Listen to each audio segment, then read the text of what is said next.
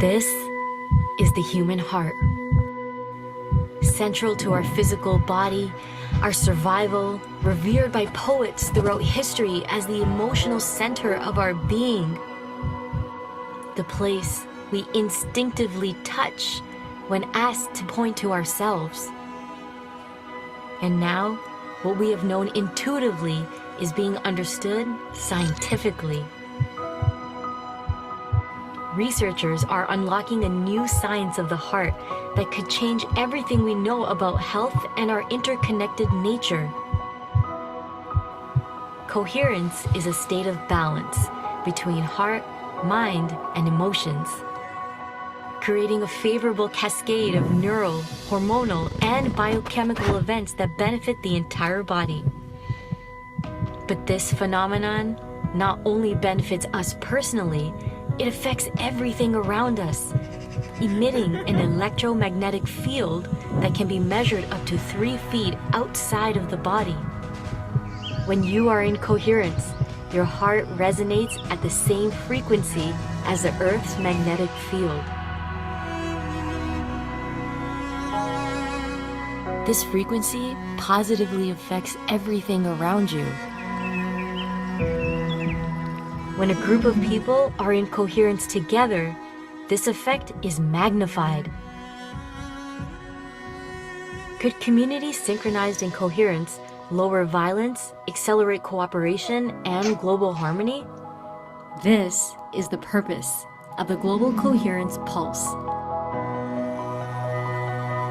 If we can measure the impact of thousands of people in coherence at the same time, it could lead to a breakthrough in understanding the full potential of the human heart. All you need to participate is your presence and your heart.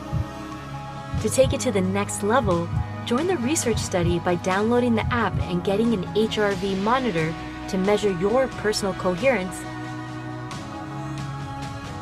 The world needs it more than ever before. Each human heart is unique and magnificent by itself. But imagine what could be possible when we unify.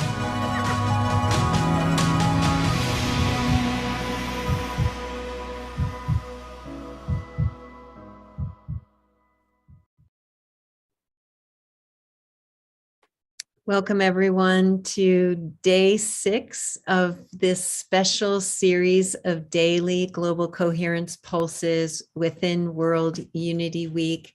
And today is in honor of climate. And I want to thank you all for joining us for this special opportunity to come together and to practice coherence and to pulse the field with this loving presence. And I know Julie and I were talking about this morning that this pulse session really does provide a special blessing, special space within World Unity Week. So thank you for adding your heart. And we start each one of these pulses with a global silent minute, which I'll turn over to Dot. Thank you, Teresa. It is a joy to dedicate this global silent minute to climate. Climate is based on the integrity of all parts of the whole. Climate offers a conscious, relational code, as it is a field holding all the foundations of life: earth, water, fire, air. And climate offers a sacred, life-giving relationship wherein the whole is greater than the sum of its parts. Nothing is separate.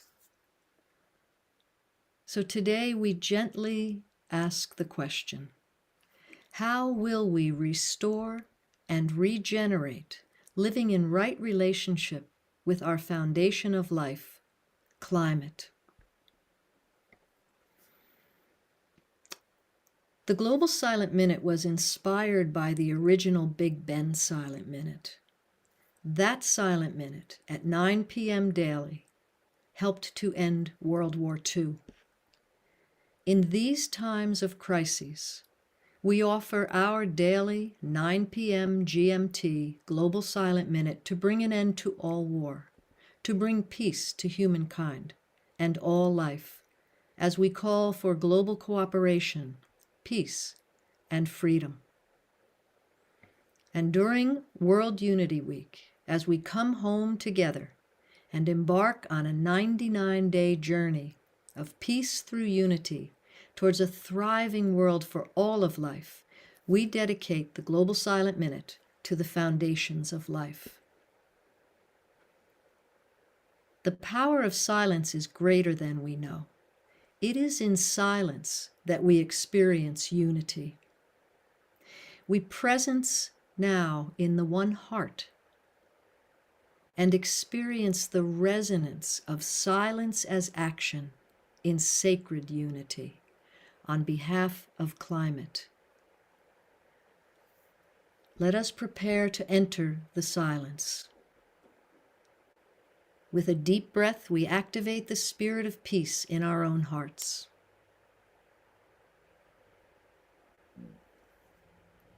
And we unite our fiery hearts across distance.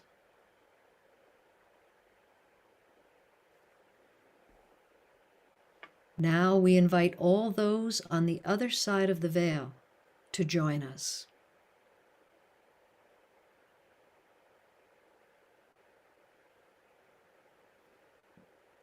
When you hear the Tibetan singing bowl, we have entered 1 minute of silence as action in sacred peace through unity for climate.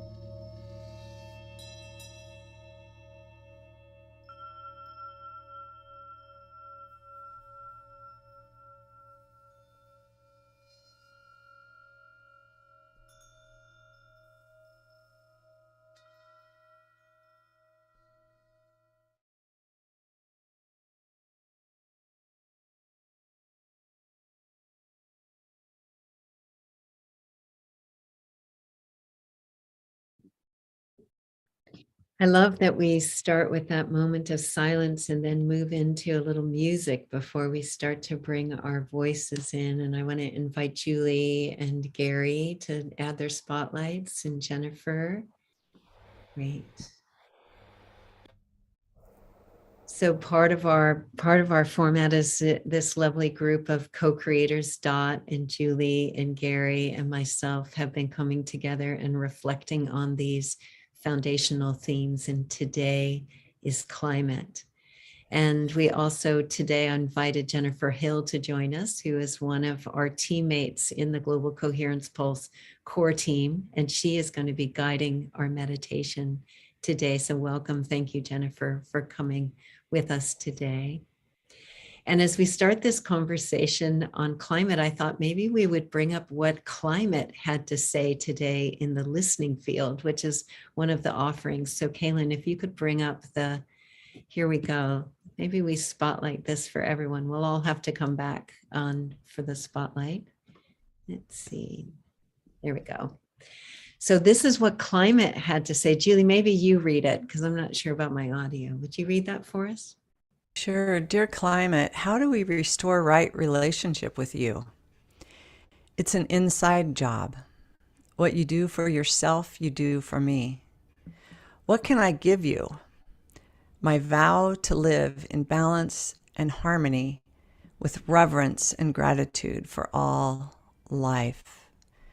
And Teresa, while I'm here, I'm just going to expand on that to pull the threads from this morning. Dot gave us a clue of some really important pieces that we can weave through our hour and pulse today. And that being that reverence, that relationship. And eco-governance spoke of climate as being the sacred relationship of all things. And as we really live with integrity in that sacred relationship with all things, it creates the conditions for life to birth itself, to flourish, and to evolve. And it was so beautiful to hear that being the right relationship with all things and being in that sacred relationship. The other piece I just want to presence for us entering this hour is that climate is an individual personal climate, our cultural climate, and our planetary climate. So when we're thinking of sacred relationship, it goes inward into the micro and then goes out into the greater. And I left that session with a question I wrote really big on a piece of paper as I was leaving is, where am I out of integrity? Where am I living out of integrity? It was just a really poignant focal point for us all to look at that inner climate as well as outer. And Jennifer, I think you want to add something to that. Yes, thank you so much for having me here, Julie. It's such a pleasure to be with you and with each and every one of you, Teresa and Gary and Dot, and all of you out there. We were speaking offline, and when we saw what climate had to say to us from the insights this morning, it made me reflect on something that Deepak Chopra had shared in an interview we did last year. Deepak said in the interview that if enough of us healed the microbiome in our guts, we would heal the whole world. And just as Julie was so beautifully and eloquently putting, and Dot shared as well, we are really a microcosm for the macrocosm. And the more that Teresa and I and a few others, we facilitated a pulse a few months ago in February called Healing from the Inside Out. If we spent as much time working on what we're externally doing, working on what we're internally doing, that would shift the climate externally, and it would also shift our internal climate. I think of it, I don't know if anybody else has ever had this experience, but sometimes I look outside, and if I'm feeling kind of sad and gray, all of a sudden I look out in the clouds, there's clouds and rain coming down. And if I'm feeling bright and sunny, the sun is out. And I'm not saying it's correlative in that sort of a 1-to-1 ratio, though we are a microcosm of the macrocosm. And the more that we heal ourselves, the greater healing occurs for the whole world and each of us as a part of that world.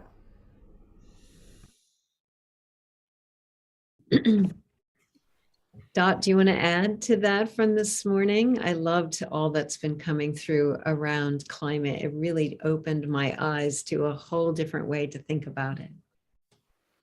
Yeah, thank you, Teresa. And thank you for those sharings, Jennifer and Julie. You know, listening to Shelley and the other panelists on the plenary this morning about climate really touched me. And Julie, when you just spoke and you even made the hand motion, it's like they spoke about climate as a womb, a field that holds all the foundations of life. And all three of them said we're already living in a unity system, that we are just realizing that as humanity. And Daniel Wall, who talks about regeneration brilliantly, said our issue is not climate. It's not climate change. That's the feedback to our core issue, which is actually our separative attitude, the illusion of separation that we think we can participate separate from being in life, in climate, which is already one unity system. That has been with me all day. So beautiful. Gary. Yeah, I too had not been on the listening fire this morning, but I'm loving I love when I've been tilted into another awareness, like what climate is, what is it? It's, then suddenly I realize it's the sum total of these relationships, right? And then when you combine it with this separative attitude that Dot just talked about as being the causative of the climate that we've experienced on the planet, it makes so much sense that people's tendency would feel victimized by the climate change that ironically came from our participation in co-creating it from the separative place. So I suddenly am seeing climate as such a different experience. I'm just loving in the way that the field invites me into feeling that I'm an inherent part, intrinsic part of it. Climate ends up being, I have something to say about the way the parts relate to one another as a sum of the whole. And that's a whole other invitation into what life could mean in integrity. And I'm really stunned at what a paradigm shift that definition change can be. So really thank you all for helping me be stunned and kind of tilt. I love that. I love being off balance so I can ask the questions that can bring me into more ownership for the part that I play in this sum that's greater than the sum, right? Love it.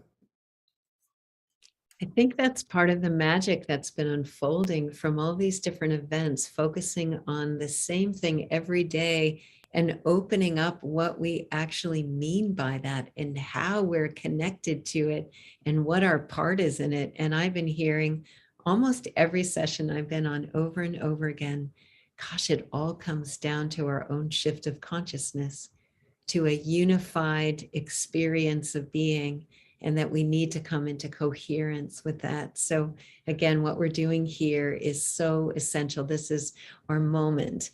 And we're going to go right into having a meditation. Jennifer's going to guide us into a unifying meditation, because that's really coming into coherence inside of ourselves, is the contribution that we can make to the climate, to this being.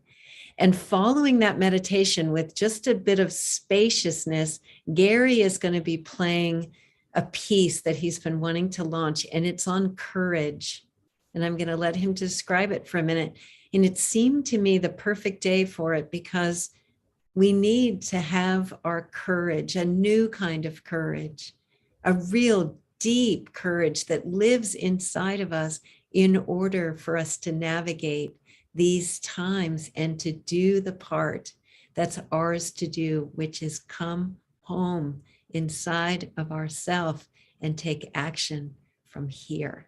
So, Gary, if you'll just describe that a little bit, then we don't need to take a break from the meditation. We can go right into it, and then we'll come back on the other side and reflect. Well, I had the great honor and privilege to be able to share this world premiere of this track, which I call the genre that's been discovered, called in the Graceful Passages work that Michael and Doris Stillwater and I did, It's called alchemical wisdom, because my belief is it isn't truly wisdom if it's not activating all parts of our intelligences, our body, our heart, our mind, our soul. Otherwise, it's basically fragmented knowledge. But wisdom, right? So my invitation is, we have an image that's going to show that's meant to drop into pure listening. And I invite you to corral all parts of you, body, mind, heart, and soul, so that as you listen to Lynn Twist talk about courage, she is representing all of us, calling forth our inherent courage within us in a unified way. So invite you to really, really listen and let the cells in your interstitial tissues and your bodies activate your access to your innate courage. And I invite that to happen today. And thank you again, Teresa, for giving me the opportunity to share this second premiere of what I've been working really hard on for the last couple of months. And I hope you all enjoy it. Thank you. So Jennifer, I'm going to place us all in your loving arms to guide us into a unified, coherent experience together. Thank you, Teresa. And so now I invite you to go within. You can shut your eyes if you're in a place where you can comfortably do so. If it feels right, maybe just see. If you want to place your right hand on your heart, you could even place your left hand on your womb. Begin to notice the breath. Allowing that beautiful, deep, conscious, loving breath. Feeling it enter and fill up your heart. And as we breathe out, every breath we breathe out, expanding our capacity for love, our capacity for oneness, and our capacity for grace. Imagine that you have a beautiful waterfall of white light. That waterfall of white light is flowing down the backside of your crown chakra, down the backside of your third eye, feeling these little sparks of light up the backside of your throat chakra. Feeling it touch your heart chakra, and that waterfall of light just pouring down the back of your solar plexus, and your sacral chakra, and finally your root chakra. As we continue heart-focused, conscious, loving breaths, finding whatever rhythm is comfortable for you, I invite you to imagine that you have beautiful roots. And these golden roots and tendrils are going down from the sides of your hips, and the base of your tailbone. And these tendrils of golden light, these roots filled with your light and your love, reach down, down, down, down to Mother Earth, connecting with all that is, all of Mother Gaia, the plants, the animals, trees, the other human beings. Imagine reaching your golden roots out, and allowing those beautiful roots, just like the mycelium network that supports trees, to reach out as we embrace and allow these roots to cover the entire world, radiating this love from our roots to the other roots, covering the entire planet with radiance.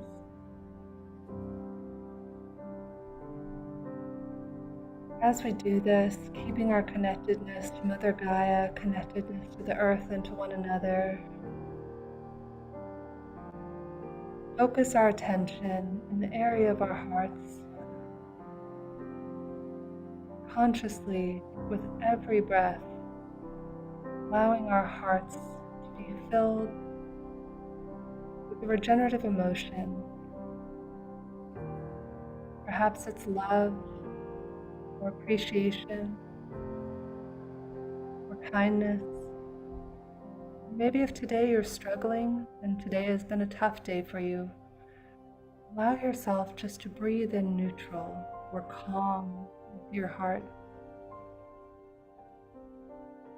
Allowing these deep, conscious, loving breaths to flow in and out, with every breath enhancing that regenerative emotion.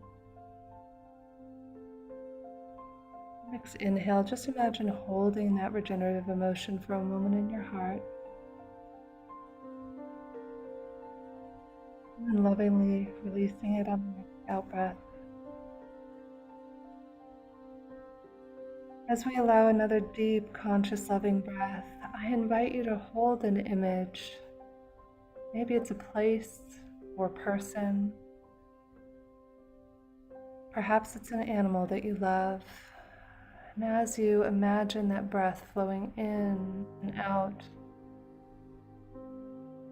right through the center of your heart, holding that image of that person or place or pet, just allowing that love that you feel for that place or that person, allowing that to fill up your heart to overflowing. And then releasing it.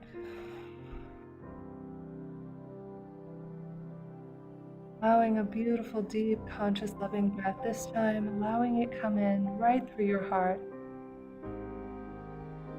And this time, I invite you to pulse this love. Hold this love in your heart, and with every in-breath, increase the love. And with every exhale, imagine pulsing that love. Pulse that love to whatever room you're in, wherever you may be seated or lying. Allow that love to radiate out from your heart, expanding beyond the room, beyond the house, wherever you are, to whatever city you're in. Expanding it to the country or state that you're in. With every inhalation, feeling more of this love as our own capacity for love grows, as we radiate more of this love. Next inhalation, allow more love. We allow our vessel, our capacity for love and light to increase tenfold more than it ever has. Our capacity for oneness, for unity. And on the exhale, I invite you to bathe the entire world in this love and increase the capacity that you have for this love and light. Envision the whole world surrounded in a beautiful golden white light, filled with the love that you have in your heart and that you hold with you everywhere you go in every moment of every day. Now as we exhale, we allow ourselves to come back to the country we're in.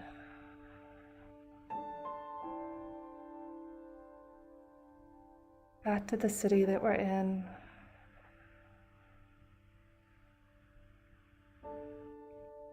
Back to the room or wherever we may be seated or lying. And if your hand is not already on your heart, I invite you to put it there. And to whisper, I love you. I love you. Whisper it once for yourself. And whisper it once for the world and feel that love. Because as we increase our love for ourselves, we increase our capacity to love one another and to love every creature and every being, and even the challenging moments that we sometimes are faced with. And that we now know ourselves as someone who has the capacity for a love that is so strong, so wide, so expansive, that it could cover the whole world or the whole universe if you chose. And that you allow yourself to honor this power, this beauty and grace and strength that you may have forgotten that you had.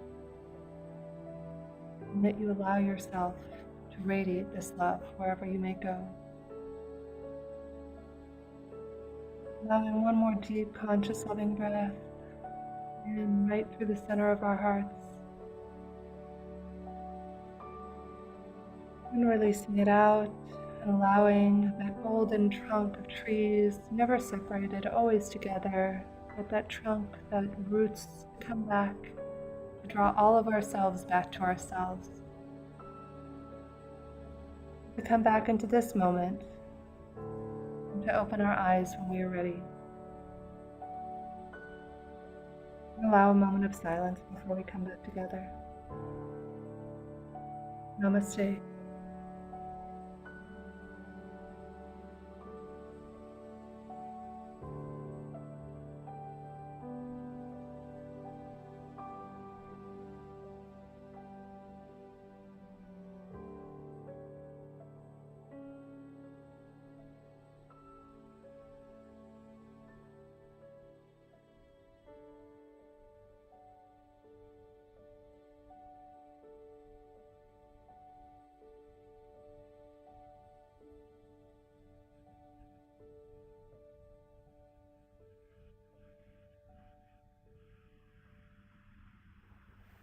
Thank you.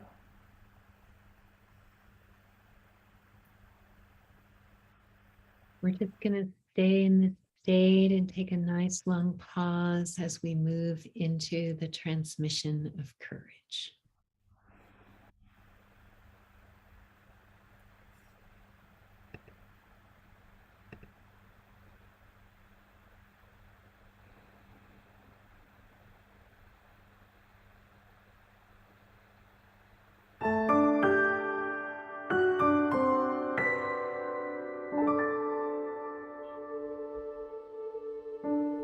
In times of the greatest adversity, the greatest challenge, the greatest fear, the greatest horror, it's possible to find the greatest human being you've ever been.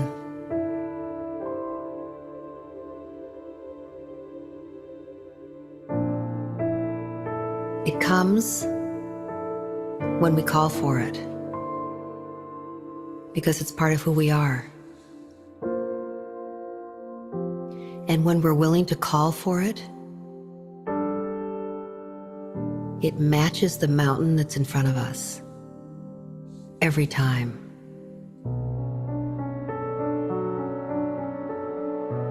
In my life, I've known courage. I've known it was there, and I've known when it's gone. It's gone when we feel discouraged. It's gone when we don't know the way through, when we feel like retreating, when sadness or grief or overwhelm or fear seems to loom larger than anything in the whole wide world. But our heart can hold all of that and still exhibit courage, because courage comes from the heart. Courage is the most bold and powerful expression of the heart.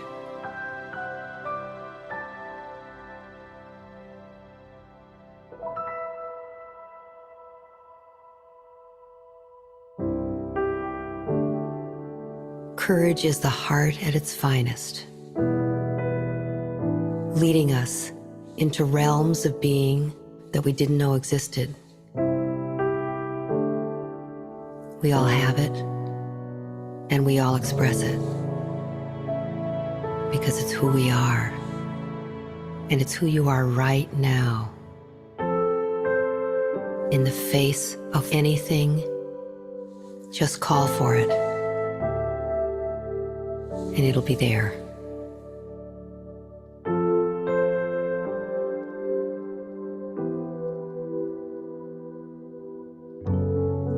It happened to me. I was in New York, and my son was deathly ill.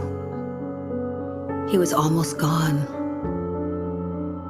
His breathing was labored. His heartbeat was sketchy. There were doctors around him, but all of them were interns. No one seemed to be in charge. He was getting weaker and weaker. His liver collapsed, and then his lungs. And I looked in his eyes, and he looked at me, asking me with those eyes to stop what was happening to him. The fear was still there. My heart was pounding. My hands were sweaty. It was still chaotic. I didn't know who to talk to or what to say. But I felt a kind of power that was beyond anything I've ever known. The will of a mother to have her son live became who I was. The strength in my body was like that of a superwoman.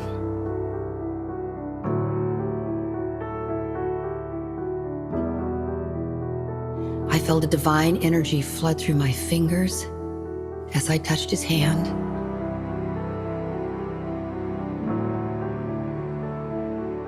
And through my eyes as I looked into his. I put my head on his heart. I could hear it was still beating. And I pulled for that to recover.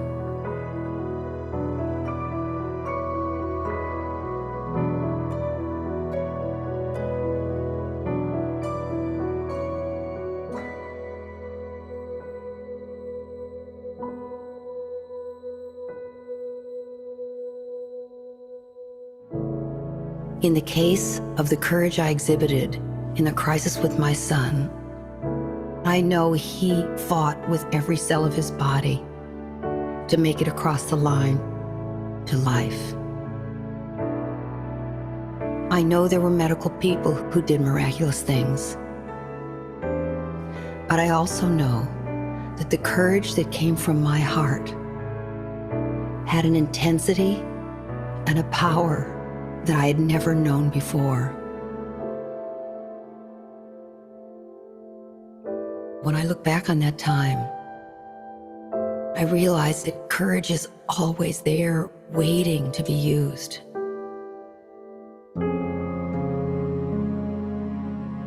When we're afraid, courage embraces that fear.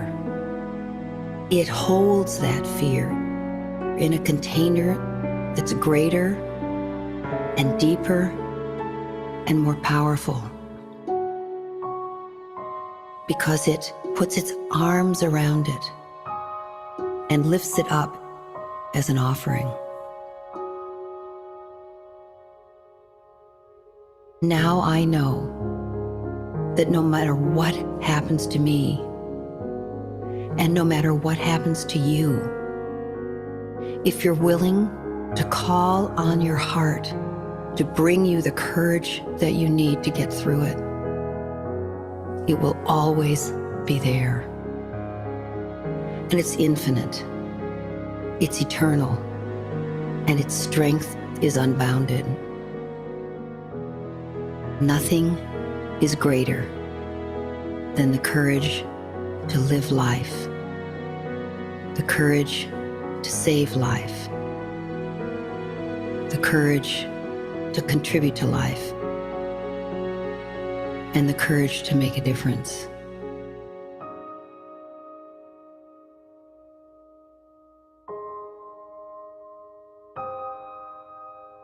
My wish for you is that you find the courage that you need, no matter how difficult, no matter how crushing. Know that you can never be crushed. You can never be brutalized. Cruelty can never really touch the heart of who you are. You have the courage to meet that adversity and pull yourself through. Who you are is a being that's filled with light, that's filled with kindness, that's filled with strength, that's filled with love, and that is made of courage. Each of us has it. Call on it, and it'll be there. Because it's the heart of who you are.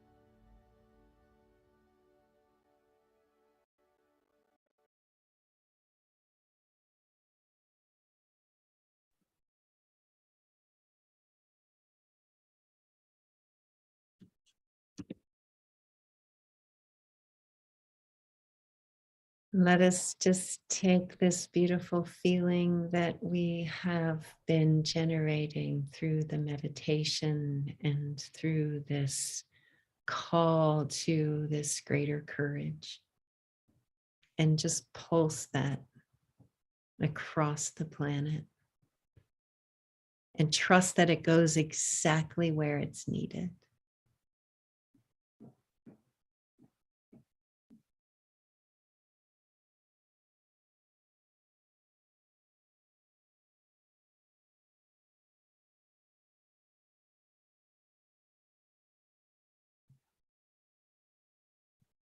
And open up to a greater partnership with climate, internally and externally. And know what we feed the field is what influences our internal and external climate.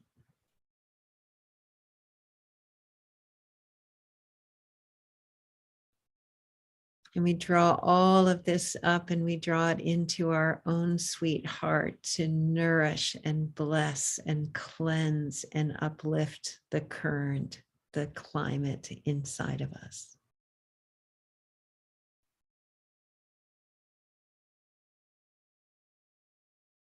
Because over and over again, every message keeps leading us that it starts right here with each of us.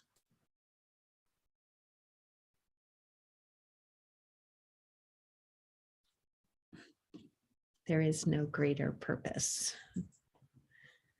So let's all bring ourselves back on camera.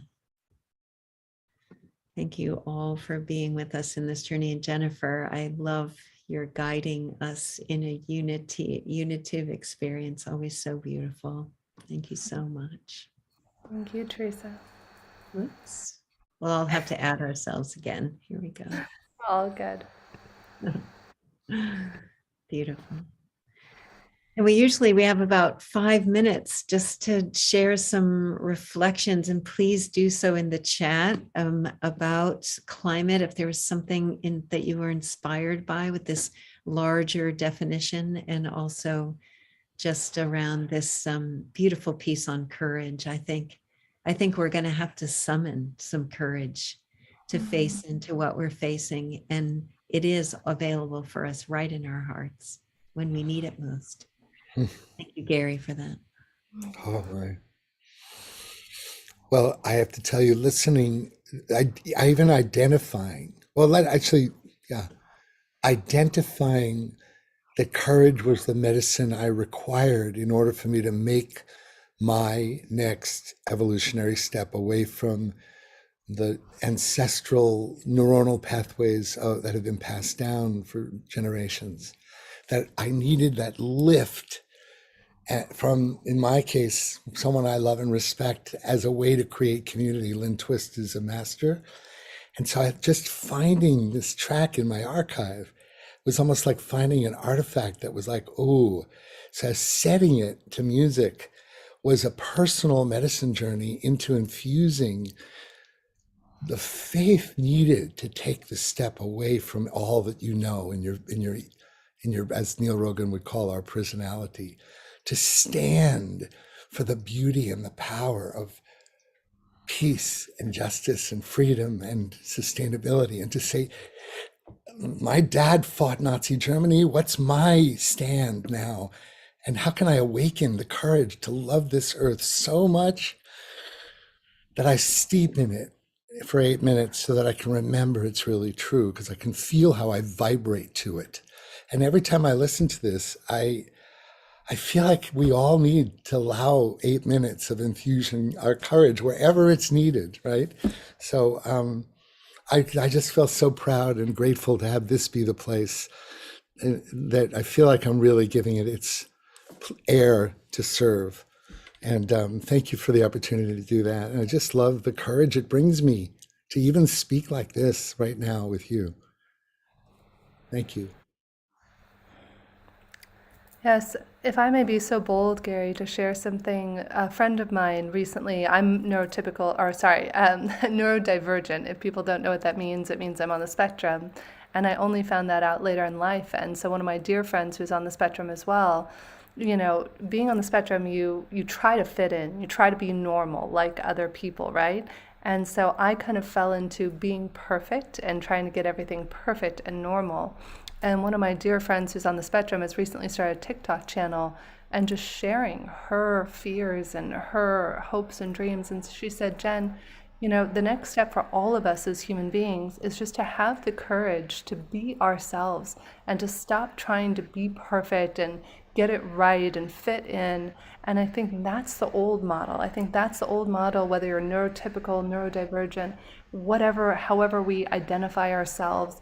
Those are all just labels. But the idea is that we don't have to be perfect anymore. We get to be us.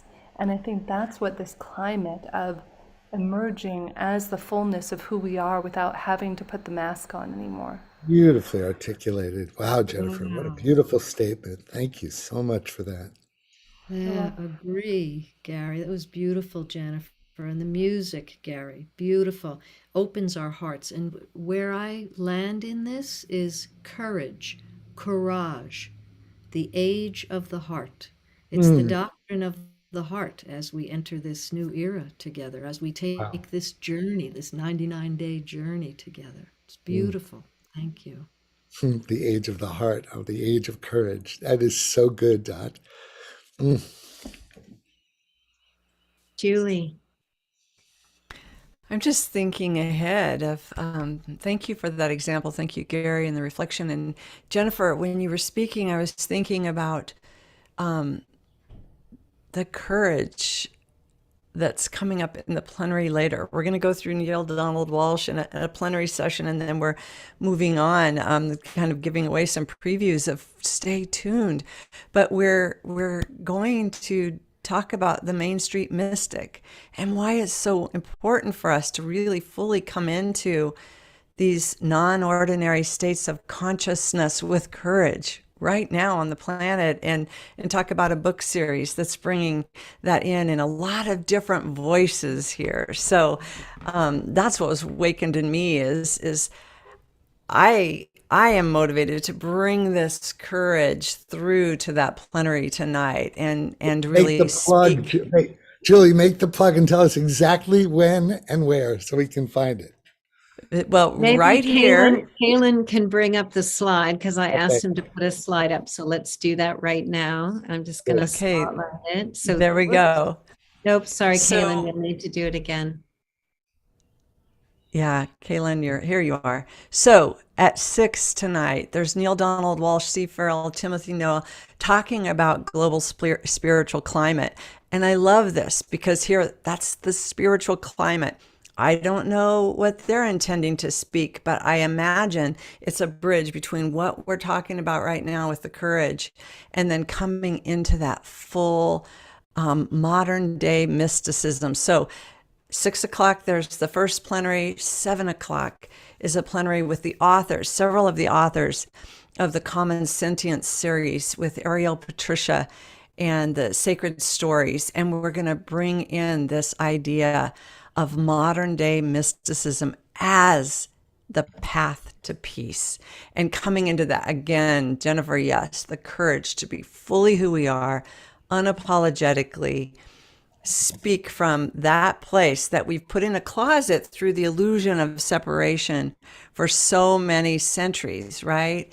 And allow the unitive consciousness and the new science that's showing us the true nature of reality to be who we live into being here. And when we come into that, it does change climate, sacred relationship to all things. And so it's delightful how all these synapses are connecting inside of me right now as I listen to what you both shared. So thank you. Let's all carry our courage into the rest of this evening. It's a beautiful program being woven together for us today.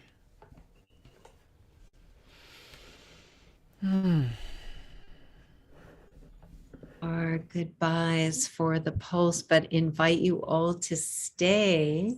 If Dot, if you'll come on. There we go. And Julie and Jennifer.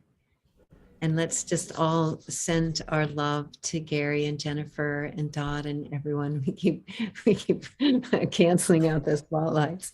Sorry, I forgot. Oh my God. That's okay. Yeah. I want to, because Ben has a panel coming up, I want to make sure that he has plenty of time to set up for the panel. So if you're on with us right now, please stay in the room and stay in this conversation and add your love. And if you do need to leave, just pulse the field wherever you go with this feeling that you're holding in your heart right now. So thank you. And Ben, I'm going to add you to our little field here. There we go. And you get to decide. Kaylin's instructed to play the short transformance, but if you'd rather not because of time, you let Kaylin know. And greetings, my friend Ben. Hi, everybody. That was beautiful. Let's see if our guests are here. Otherwise, let's play the transformance, and then we'll finish on that, Kaylin. Okay. All right. Blessing all of you. Fabulous. Thank you for having me.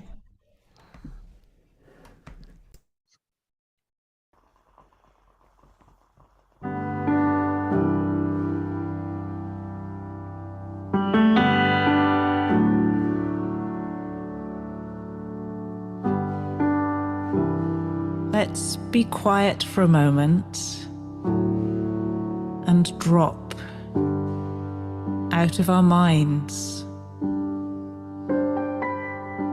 and into our hearts. Let's listen to the songs, the melodies,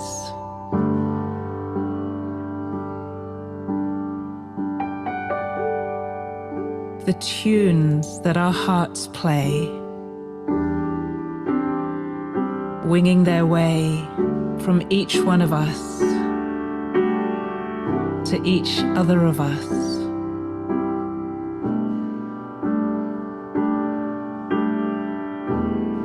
Connecting us.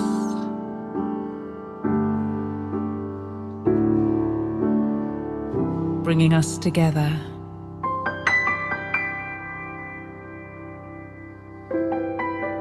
Bringing us into harmony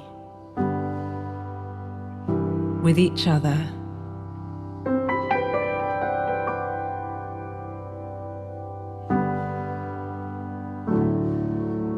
Bringing us into love.